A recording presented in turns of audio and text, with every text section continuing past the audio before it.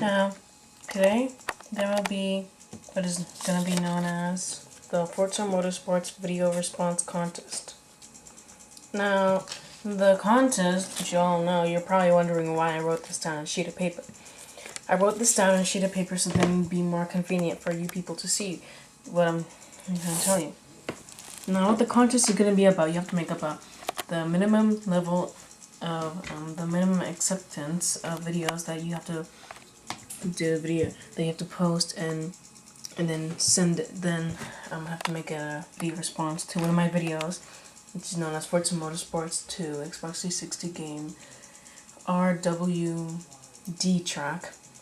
As you all know, that video currently is showing you people how to beat that racetrack level.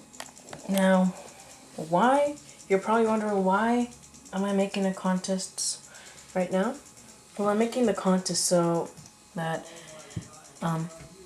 well, basically you have to make 4 video responses. I told you before, but if you want to make extra video responses on the RWD track for some Motorsports to Xbox 360 game, the video that I have, then that's fine.